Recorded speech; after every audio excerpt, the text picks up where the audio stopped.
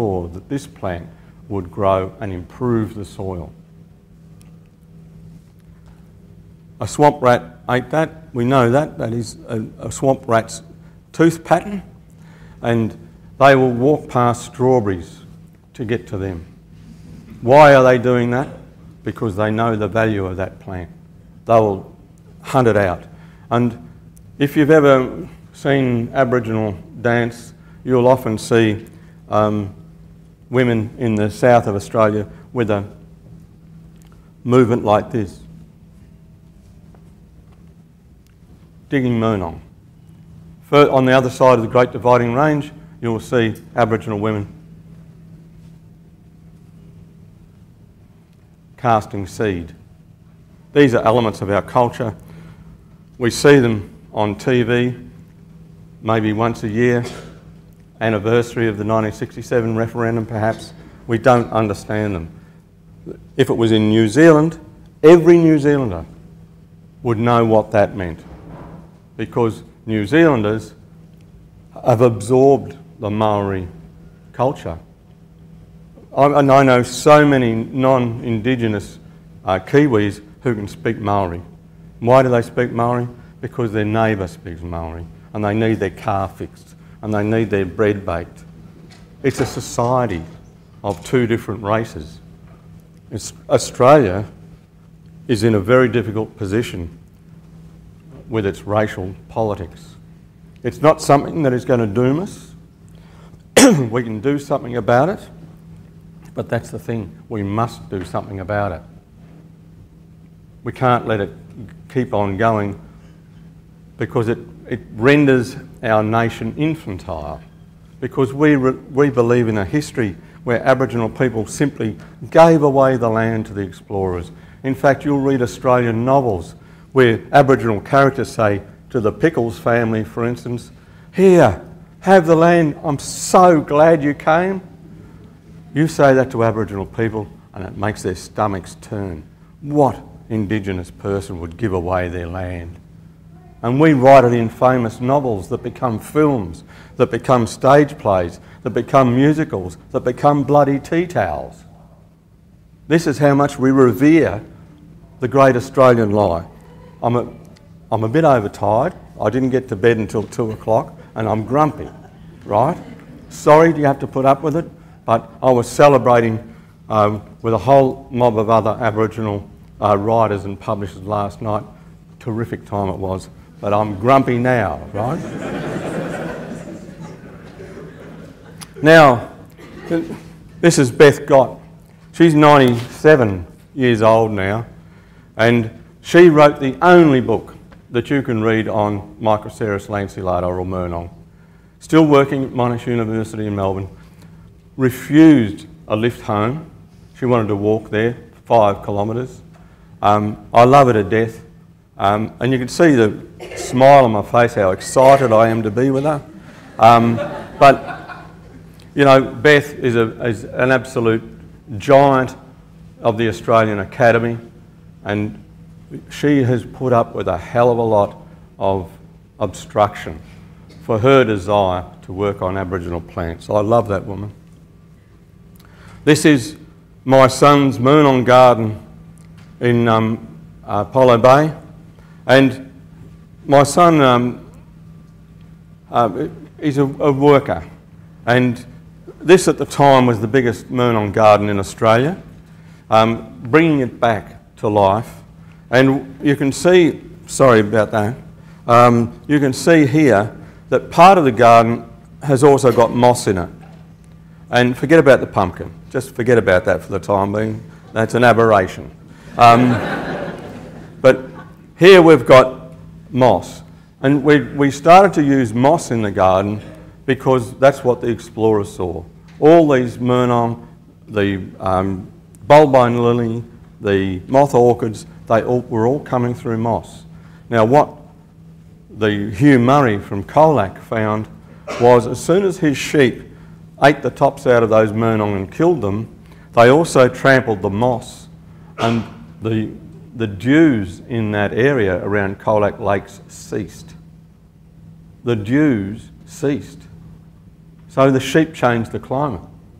the climate that Aboriginal people, the soil climate that Aboriginal people had been cultivating for thousands of years, and the sheep changed it. You know, people talk about all the massacres of Aboriginal people. They certainly had a big impact, but the sheep had more. I was having a beer with David Hunt last night, who wrote Gert, the Mad History of Australia, and he tells a wonderful story. I've got to tell it to you. See, I'm cheering up again now. He tells a story about one of the explorers, and he had a group of camels. Most of them died except one, who was called Harry. And the explorer was cleaning his rifle one day, and Harry was a rogue camel. He'd bitten everybody. The bloke who was supposed to look after him had two big grooves down the centre of his head because Harry had bitten him. And the explorer is cleaning his rifle, and Harry comes over, bites him on the back, and the explorer shoots his hand off and half of his face. So he has the claim to be the only explorer in Australia to be shot by his own camel. That's in David Hunt's book. See, this is the history that my lecturers at Melbourne University didn't want to teach. Harry the camel. How exciting is it? But I'm very proud of my son for doing this, because it brings in the absolute crystal clear focus of the real history of our country and the real agricultural history of our country, to which we can return. This is not impossible. We will be eating these things. They are beautiful.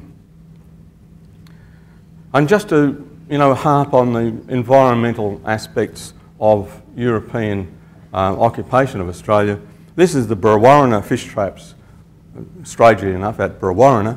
And these are said to be, by some scientists, to be the oldest human construction on Earth. Now, we have the oldest bakery on Earth. These are said to be the oldest human construction on Earth. No one goes to Brewarrina. If it was Texas, there'd be 3 aeroplanes landing there every day and 18 Greyhound buses, and people would be taking photographs of it, but not in Australia. Why not? Because we cannot look backwards at our own history. The Brewarrina fish traps were an egalitarian fish industry which not only allowed every family to have their pool from which they could harvest fish, but it also had a channel to allow the fish to go up to the headwaters of that river, the Darling River, and breed. Europeans dammed that river, and this fish that the young lad has, it's a substantial beast, that fish. It no longer exists because the river was dammed, it could no longer breed. A clumsy little error of omission by the European settlers in that district, simply because they could not look at that system as a living system.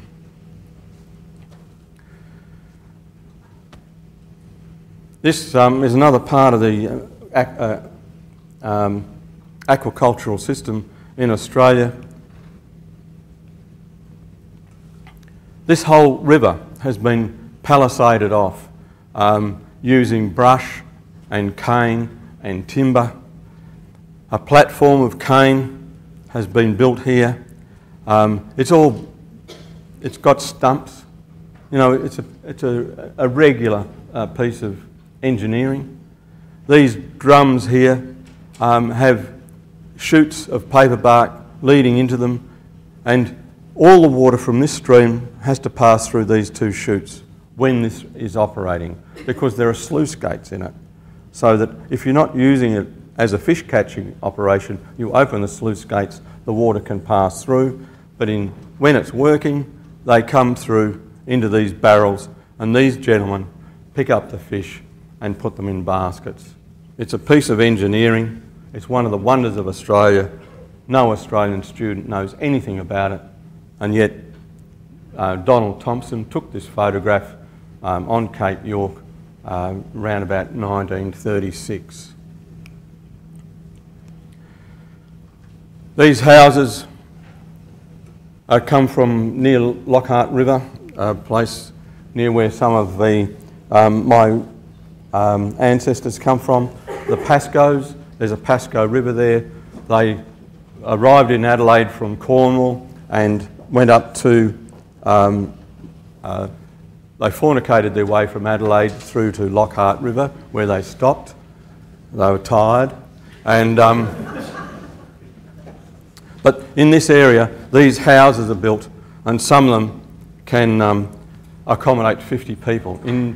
This is Cape York, but in Victoria, when one of the so-called settlers was negotiating for land near Camperdown, he entered a house that, and he was surprised to find it already had 52 Aboriginal men sitting down waiting for that discussion to start.